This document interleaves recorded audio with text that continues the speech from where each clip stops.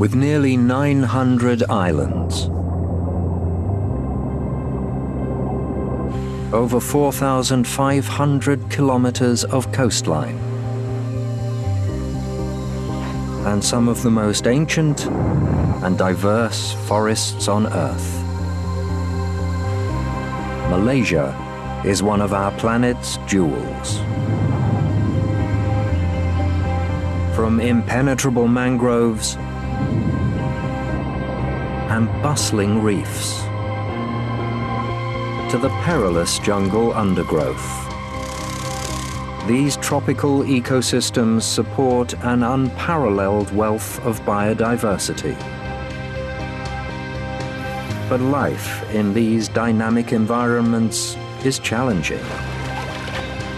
Each animal has a remarkable story of adaptation and survival.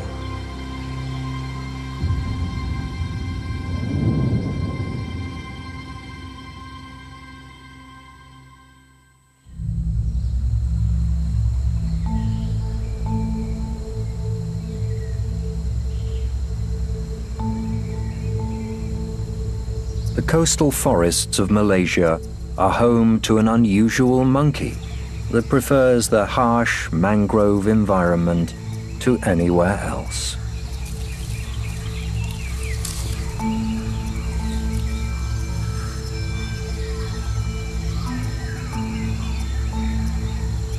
A troop of silvered langurs rests in the afternoon breeze. These monkeys are leaf-eating specialists, which means they spend much of the day in a leaf-induced stupor. As the langurs doze, their bulbous three-chambered stomachs are hard at work.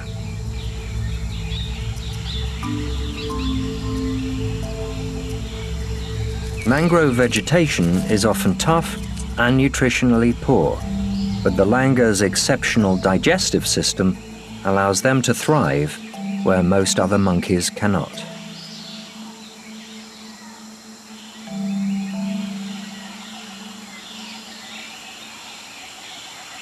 The troop travels together between favored feeding trees, making sure there is ample time to rest. Silvered langurs live in relative harmony compared to many primates. Regular grooming helps smooth out any issues and reinforces bonds within the troop. Everyone gets their turn.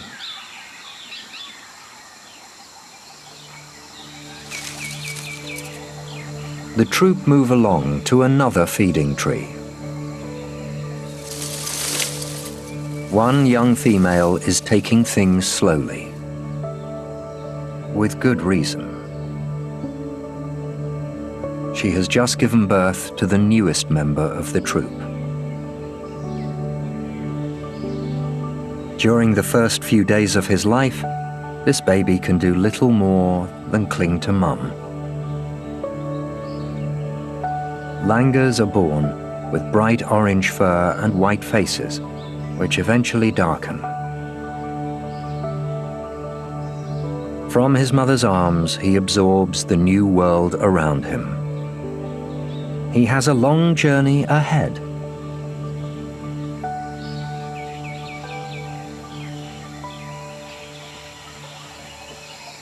But first, he has to meet the rest of the troop. The other females are especially interested. They all share parental responsibilities.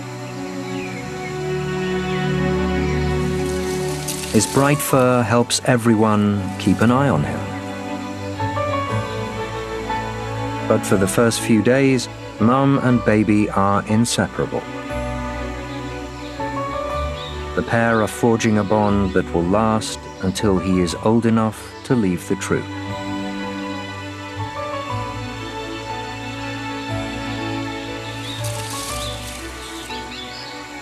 His first challenge is finding his feet in the canopy. and his mother is quick to encourage independence. But this is something that doesn't come immediately.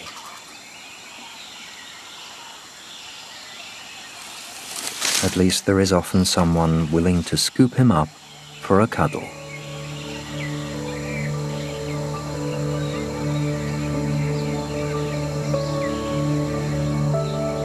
He grows stronger and more confident by the day.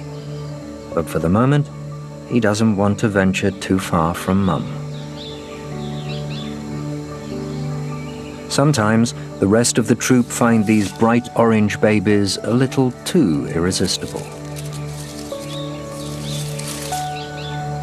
She tries to find a quiet spot to boost his confidence. But it isn't easy.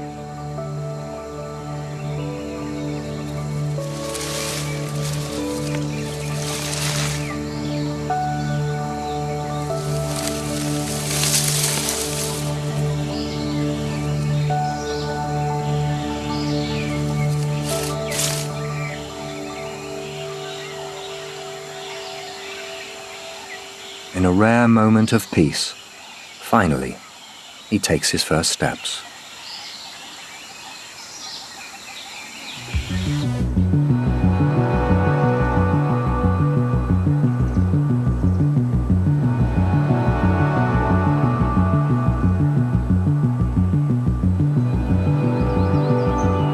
The mangroves of Malaysia are one of the most biodiverse habitats on Earth. An impenetrable fortress where mankind can't venture. These architectural wonders of the natural world provide shelter for countless creatures above and below the water. Here, life is sculpted by one dramatic characteristic: the tides. Twice a day, the mangroves are flooded. Water rushes through the network of channels, transforming the environment.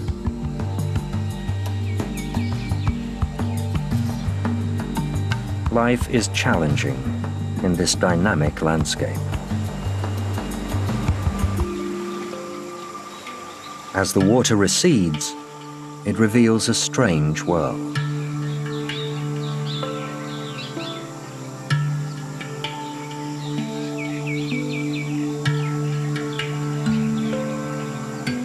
A blue-spotted mud skipper, a fish that can breathe air and walk on land. These bizarre fish live in harmony with the rise and fall of the tides.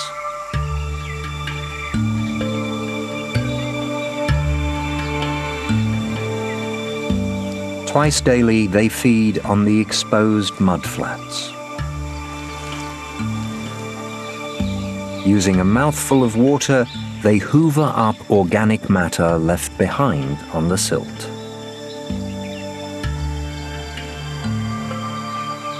Mud skippers are amphibious creatures that come in all shapes and sizes.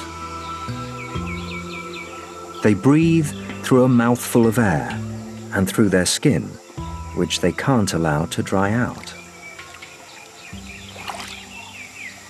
Their terrestrial way of life has its difficulties, like finding a mate. Males leap to catch a female's eye.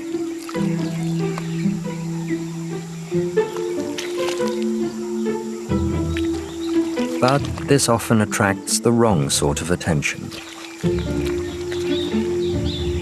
Mud skippers are fiercely territorial. Males react to the slightest provocation.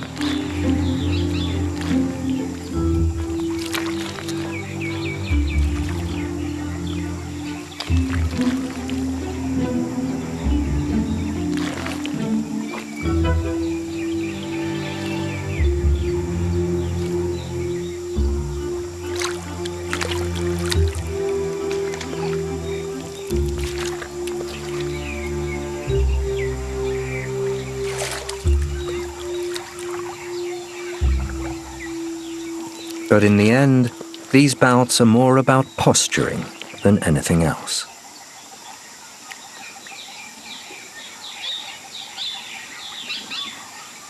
In these backwater channels, mud skippers live in relatively small groups. Out where the mangroves meet the sea, they are found in all their glory.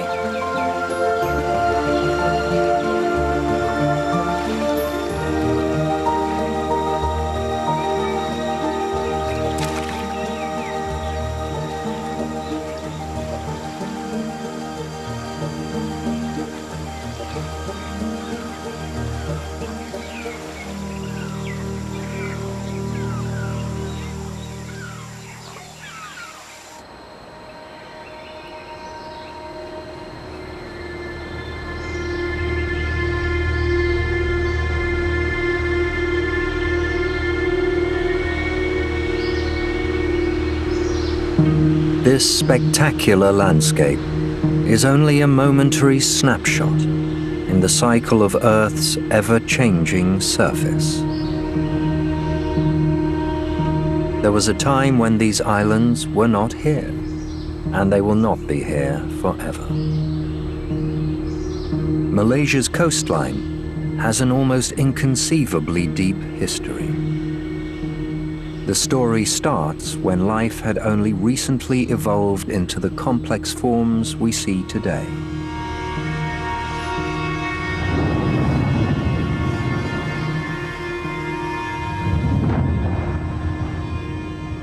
As millions of years cycled by, as ice ages came and went, the ancient reefs were transformed by Earth's forces into solid rock, and inch by inch, pushed up out of the sea.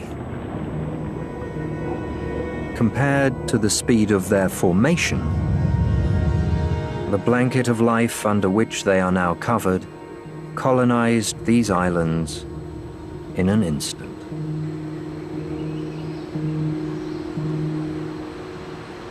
In millions of years' time, the surrounding coral reefs might themselves be forced out of the ocean as mountains.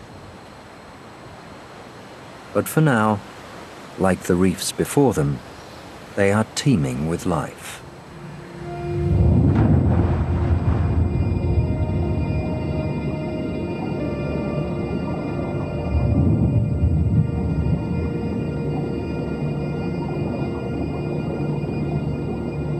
Coral reefs are home to a quarter of all marine life.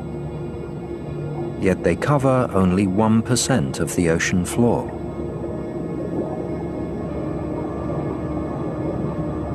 They are thought to be the most biodiverse places on Earth.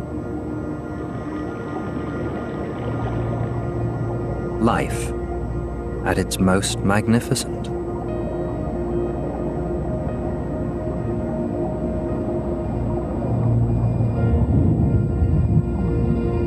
Coral itself is the living foundation.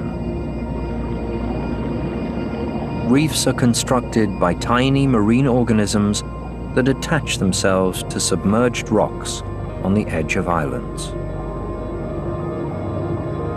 In the vast oceans, these opportunities are limited, so space on a reef is a commodity.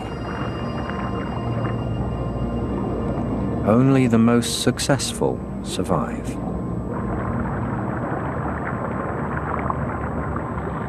Some organisms, like these crinoids, are so effective that they are relatively unchanged in millions of years. Despite their appearance, these organisms are not plants. They are in fact marine animals. Tiny filaments on their arms capture passing plankton. They are one of the most primitive yet successful species on Earth.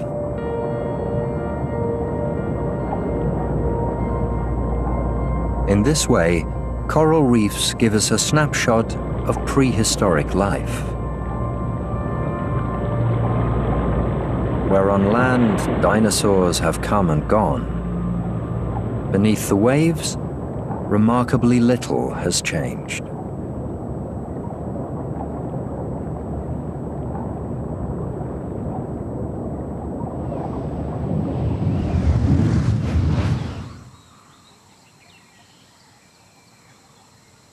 Unlike on the crowded reefs, space isn't a commodity in Malaysia's tropical forests. But to survive life in the jungle, a number of smaller species follow a more rapid evolutionary path, one that has allowed them to blend into the world around them.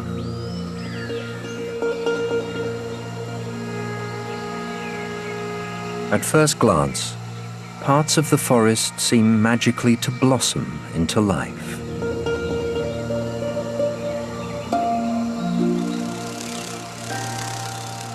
A stick or a piece of bark suddenly grows legs and wanders off. For leaf-eating insects, these elaborate adaptations are a means to avoid predation.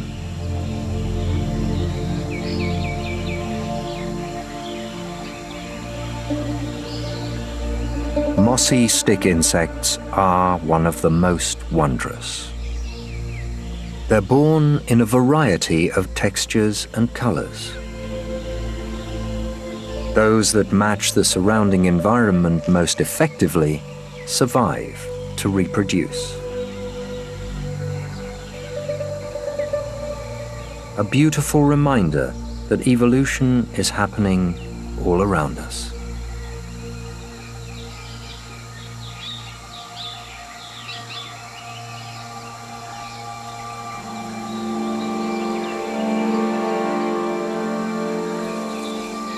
Hidden in the undergrowth, a pair of leaf insects are foraging.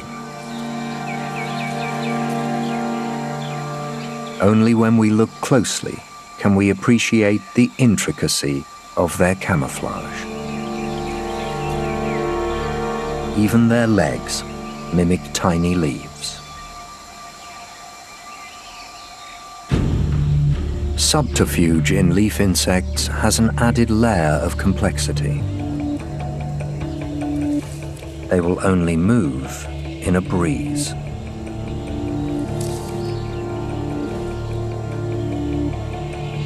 Sensory organs around their body register airflow, allowing them to move in harmony with the leaves around them. They're so sensitive to their environment that if the air went still for days on end, these creatures would remain motionless until they died.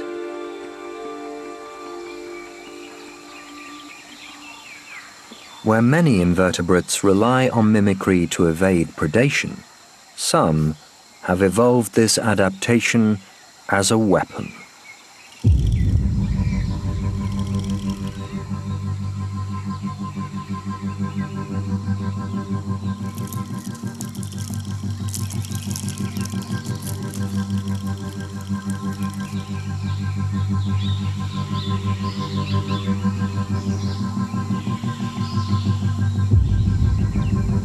A praying mantis lurks nearby. This Malaysian blue is a formidable hunter.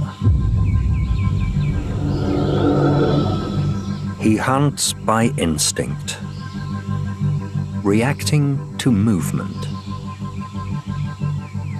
The leaf insects freeze.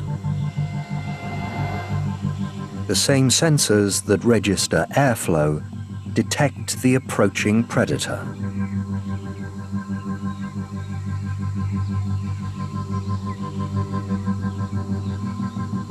It is a game of nerves.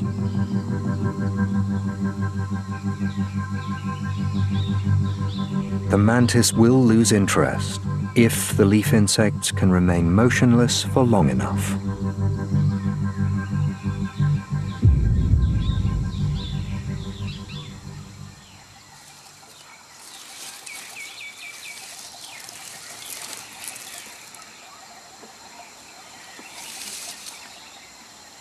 The mantis missed out on a meal because of the way it is hardwired.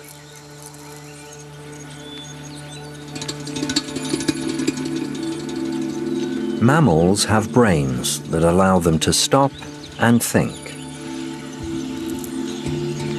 The mantis has 3 bundles of cortex that respond to senses and instinctively react.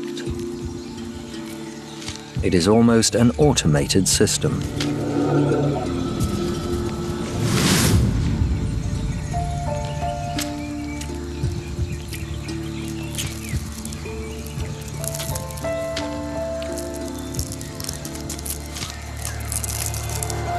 These separate nerve centers allow mantises to survive after severe injury. Even a mantis with only its head and front legs will continue to hunt.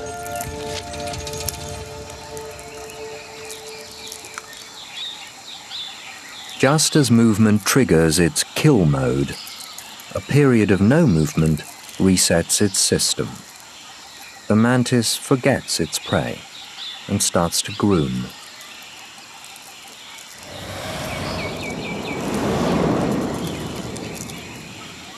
The same mouth parts that can slice through bone also gently remove any debris from the exoskeleton.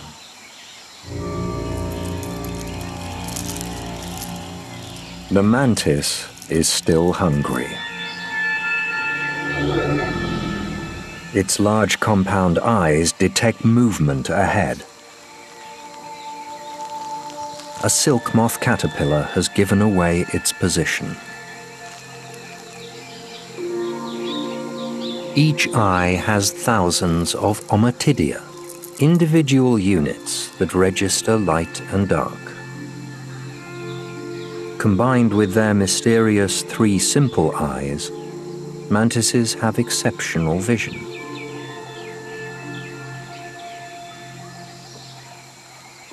The caterpillar will make a good meal. But these walking protein sacs have defenses of their own. From a distance, they resemble bulbous leaf buds. Up close, their spines and iridescent blue markings ward off potential threats.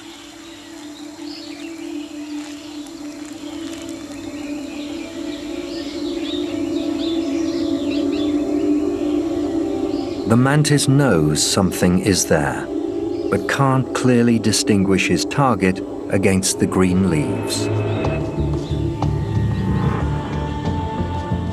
He locks on to the caterpillar's dark head.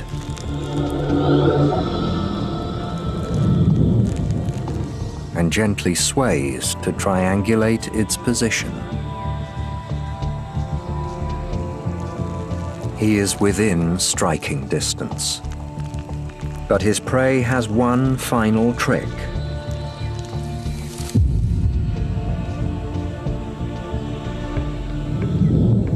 Even one of nature's most efficient predators has off days.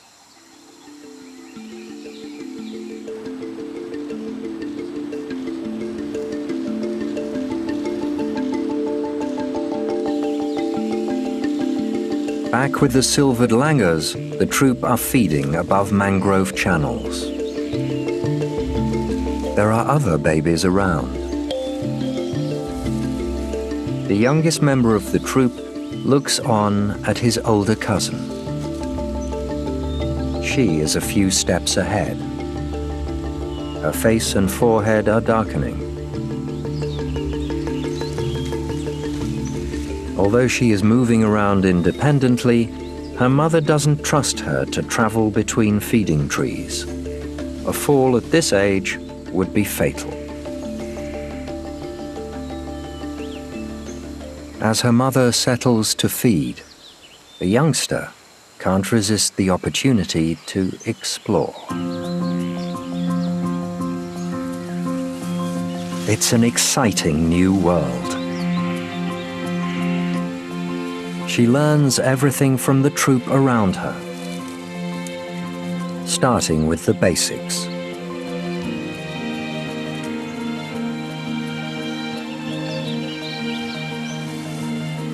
It might look easy, but there's a lot to think about.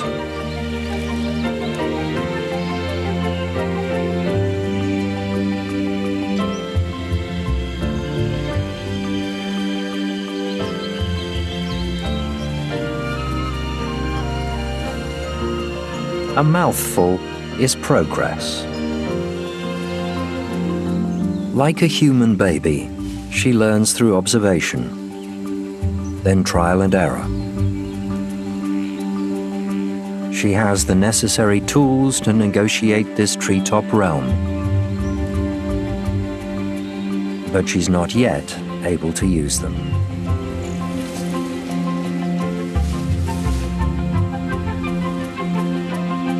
Watching carefully, she processes and gives it a go.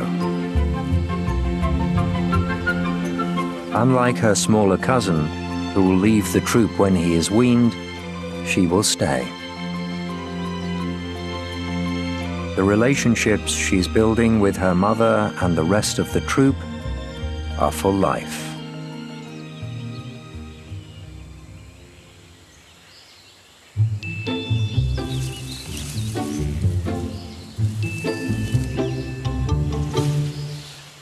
Silvered langurs aren't the only leaf specialists in the mangroves. Living among the roots beneath is a creature that takes advantage of the troop's messy eating habits.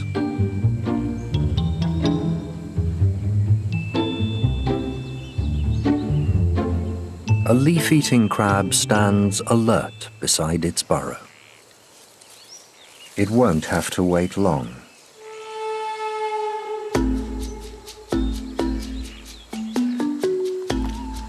While the tide is low, the crabs collect what they can. Later, they will shred the leaves and feed. But these underground larders have a greater significance.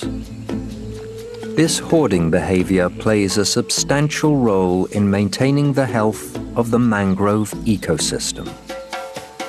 Burying the leaves before they are washed away recycles the nutrients back into the forest. These industrious little crabs are thought to be keystone species.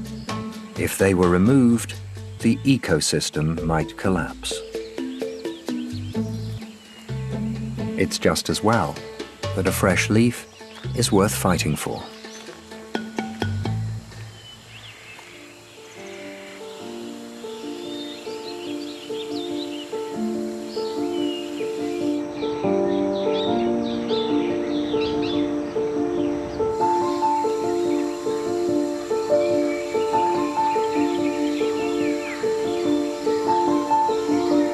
Among the leaf litter on the forest floor, a female dead leaf mantis is disturbed.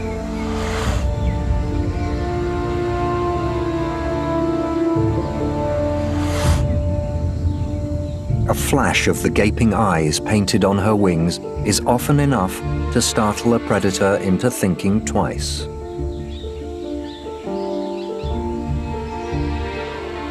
A rare moment when she allows herself to be seen. Sensing the danger has passed, she furls her wings.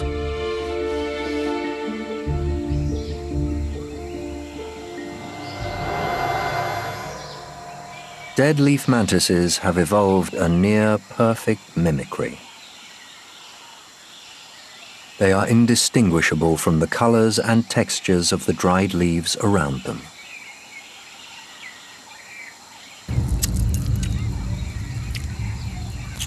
She's a menacing ambush predator. Her voracious appetite and swollen abdomen indicate she's ready to breed. Almost invisible among the fallen leaves, females emit pheromone signals to summon a mate.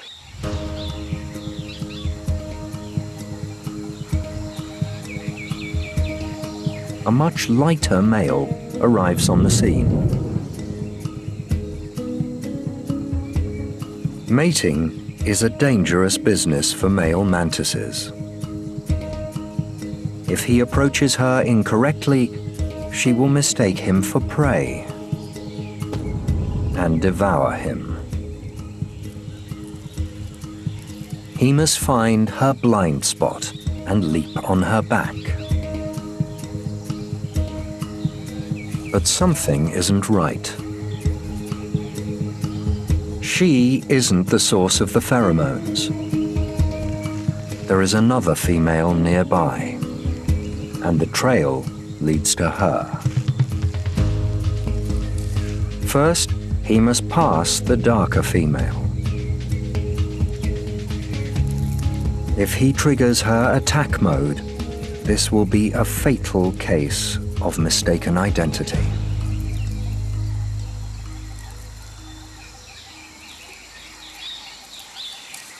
He's lucky. She continues grooming, and he slips past undetected. His reaction to the second female is immediate.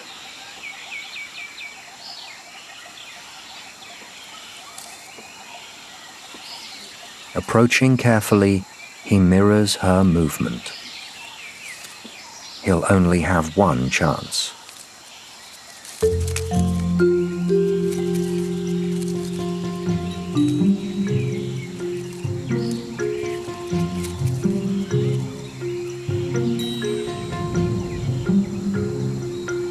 He has a good hold on her back leg. But things aren't going according to plan. His shield plate is caught in the undergrowth. Instinct tells him not to let go. Using the spines that grasp his prey, he has a vice-like grip. It looks like a stalemate. But he can't afford to rest. If they remain motionless for too long, she will forget he's a suitor and attack when he next moves.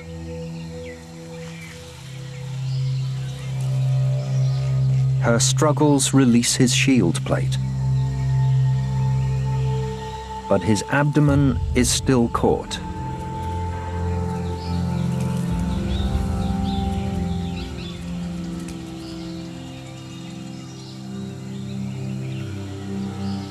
His resilience is paying off, but in his exhaustion, he clambers up her front. He won't be safe until he makes it onto her back.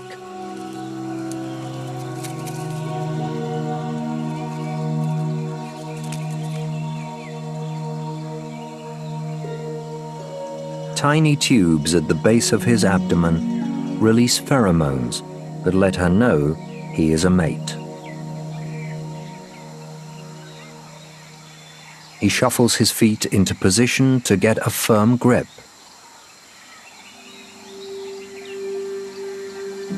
Finally, he's ready.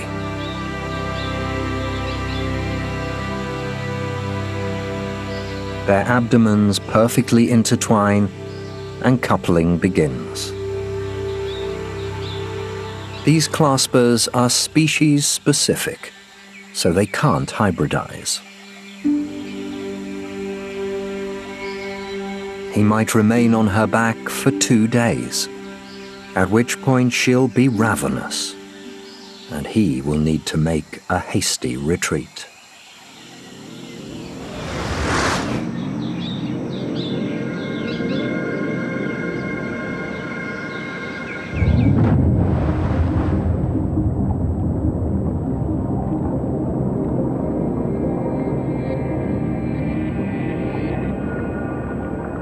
It isn't only jungle dwellers that use camouflage to survive.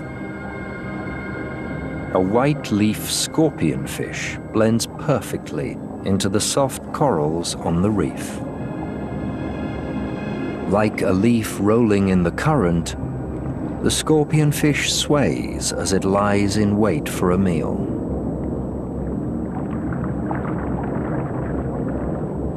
Mimicry isn't the only adaptation fueled by the lack of space on the reef. Many organisms have evolved to use each other's strengths to flourish.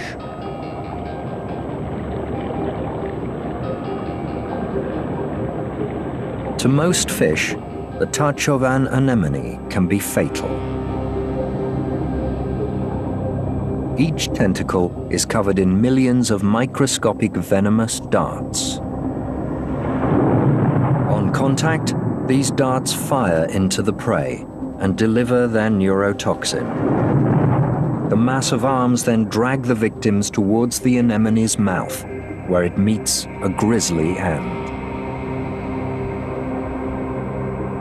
But some fish have evolved an immunity to these neurotoxic weapons. None more iconic than the clownfish.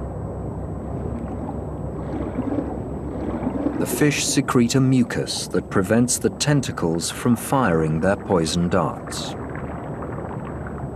This chemical camouflage allows the fish to live under the anemone's protection.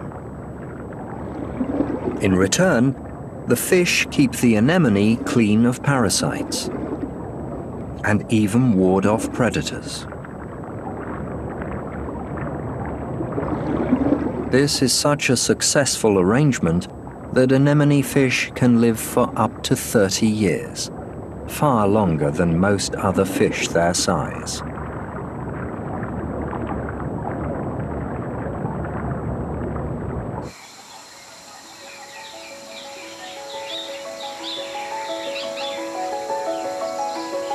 Back in the forest leaf litter, the baby dead leaf mantises have hatched from their ootheca, or egg case.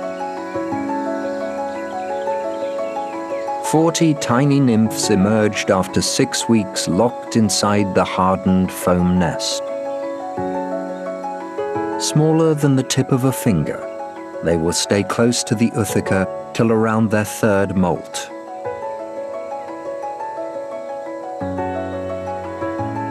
The babies appear in many different shades of brown. Those that best match the environment around them are more likely to survive.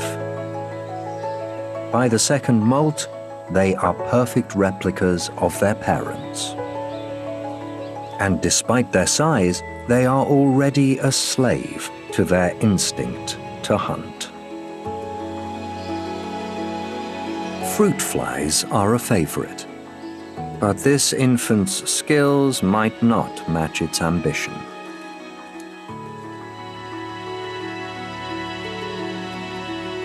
If they get lucky, they can ambush a larger meal.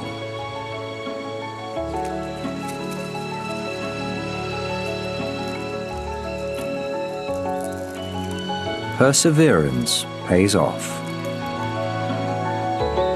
Still dwarfed by a common fly, it will take 7 or 8 molts until these nymphs reach adulthood. For now, they just need to keep doing what mantises do best.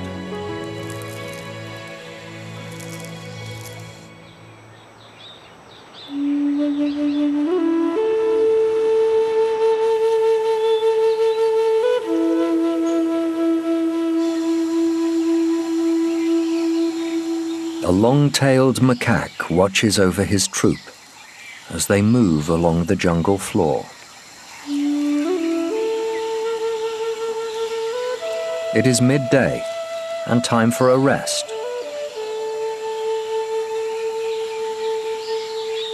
He leads the group up into one of their favorite trees.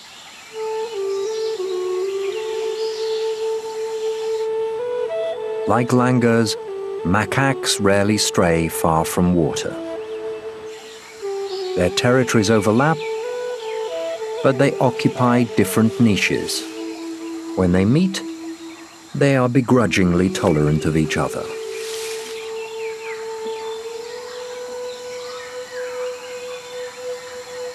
Everyone in the troop has their place in the tree. This is where macaque politics is most evident. Macaques live in complex societies. The large group affords the macaques safety in numbers. But relationships need to be managed. Grooming is often politically motivated. It smooths out disputes and maintains harmony. Without this physical reconciliation, their way of life could not last. But not everyone is so politically astute. These juveniles have different priorities.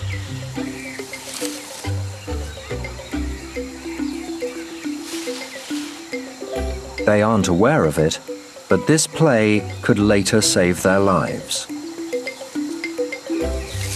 A troop can only support so many individuals.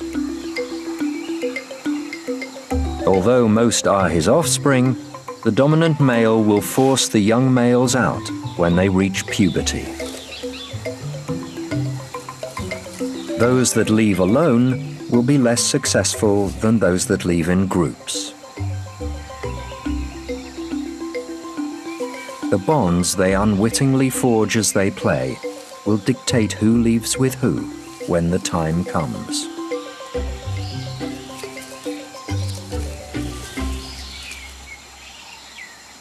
But for now, this dominant male has more pressing things on his mind. He has seen it all before.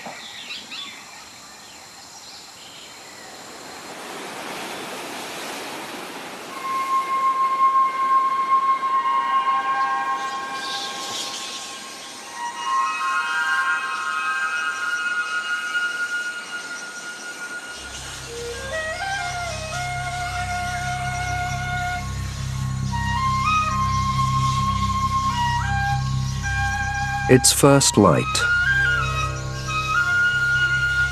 The dawn silence is broken as a colony of flying foxes returns from the mainland to their island roost.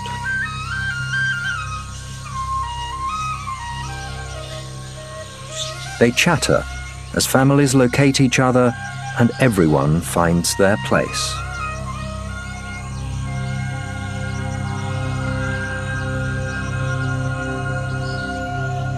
Tired and full, the colony drifts off to sleep.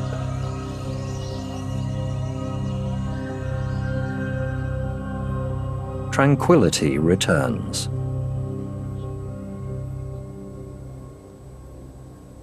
But the silence doesn't last. Flying foxes are unique among bats. Their eyes aren't sensitive to light. Roused by the first rays of sun, their day begins with a ritual morning groom. Flying foxes take personal hygiene very seriously.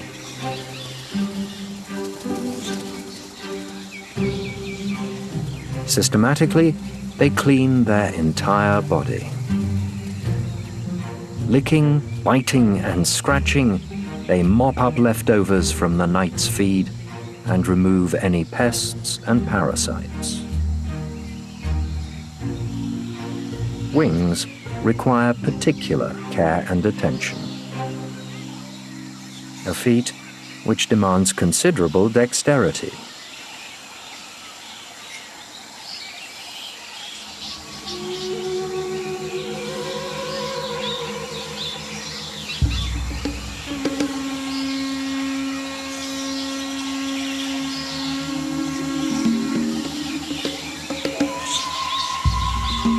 In the dry season, the heat can be unbearable.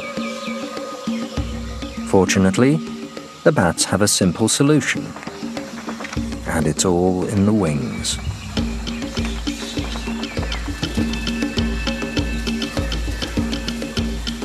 But these act as more than just fans. Like an elephant's ear, their wings are filled with blood vessels. Each flap draws more blood into the wings, allowing heat to evaporate across the whole membrane. more they flap, the cooler they become. It's tiring work, especially for the mothers with young pups.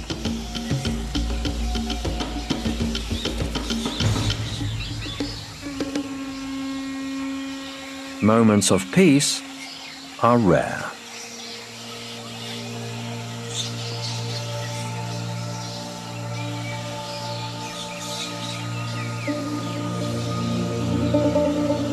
Not far from the commotion of the bats is a very different colony.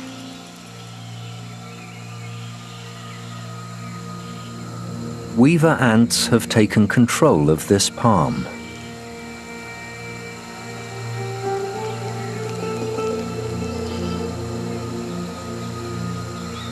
The ants are fiercely territorial and will attack all intruders, except one.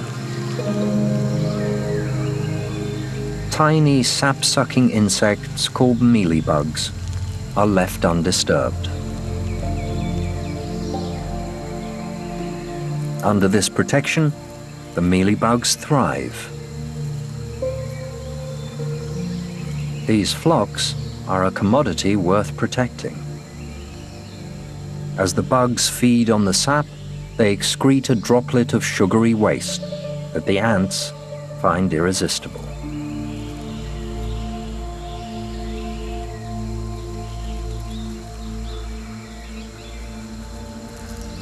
A hungry ant can even trigger the honeydew reward by tickling a bug with its antenna.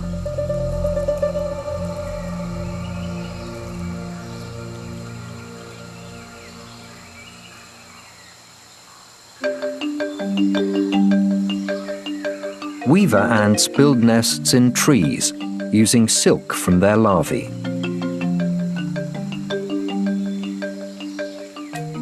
A metropolis of suburbs, with interlinking highways that the ants use to deliver food and messages.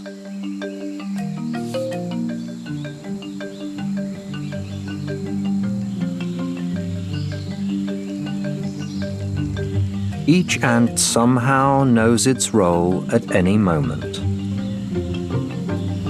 When to share the load, or when to just hang on.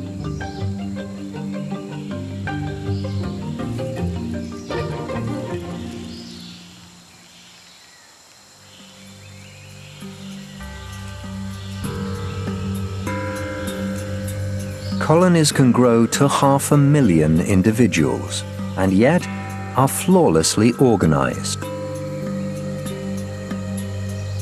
Ants achieve this synchronization through complex and constant communication. They touch antennae, legs, or mouths to exchange information. These interactions have been compared to a type of primitive language. Weaver ant colonies are understood to be superorganisms, a single entity greater than the sum of its parts.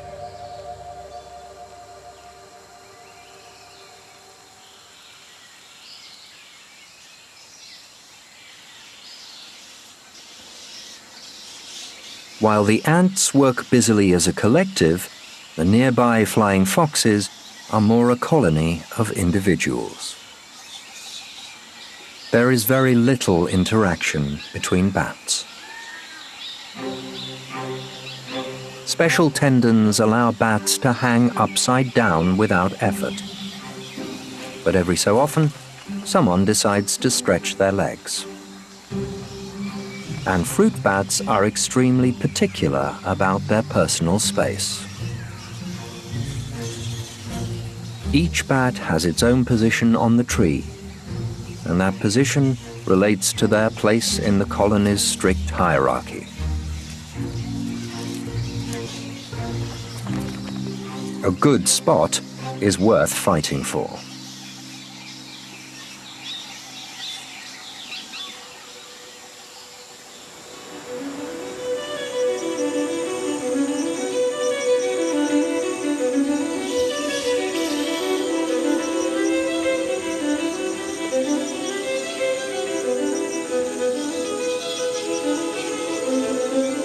As the bats head out on their nightly exodus, the leaf litter underneath their roost comes alive.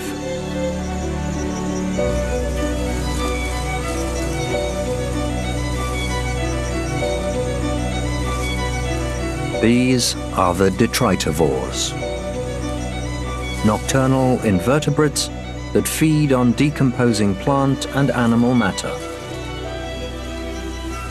Bat droppings beneath the roost are rich in nutrients, an attractive feast for nature's industrial cleaners. These workers recycle nutrients and energy throughout the ecosystem. Without them, the planet would be piled high with dead organisms. As the last light fails, infrared technology reveals a hidden world.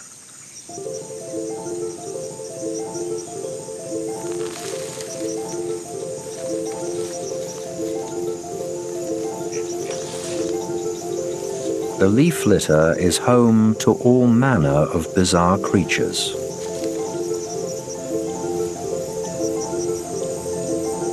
A tropical pancake slug peeks out from beneath its mantle.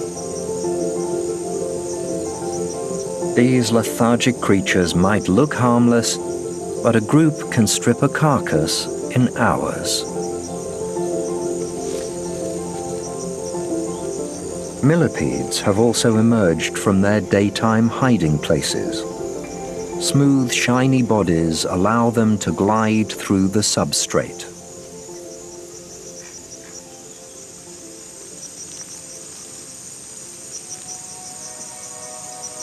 Many of the detritivores are isopods. They originated 300 million years ago in shallow seas. A shell-like exoskeleton is a reminder of their marine ancestors. Tasting air particles with their antennae, they patrol the leaf litter searching for food. Their mouth parts slice easily through a cricket's armor, with macabre efficiency.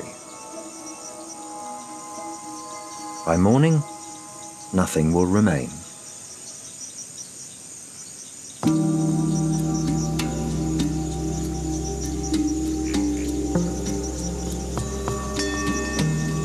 The hive of activity attracts a menacing local predator. A scorpion is on the prowl. In the dark, its small eyes are almost useless, yet it knows exactly what is going on around it.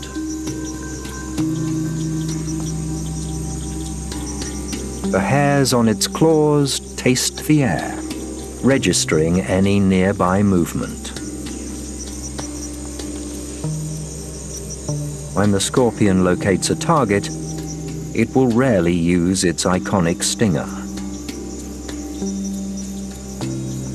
Powerful pincers are its weapons of choice.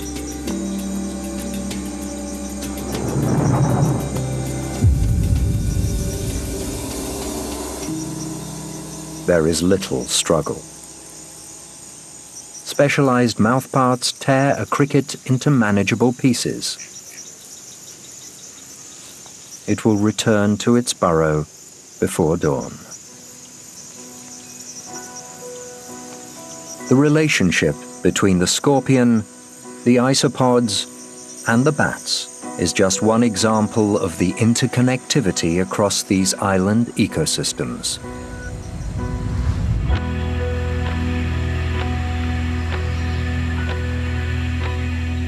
From the simple to the more complex, Malaysia's island stories shed light on the compelling beauty of evolution and reveal the remarkable, interrelated nature of the world around us.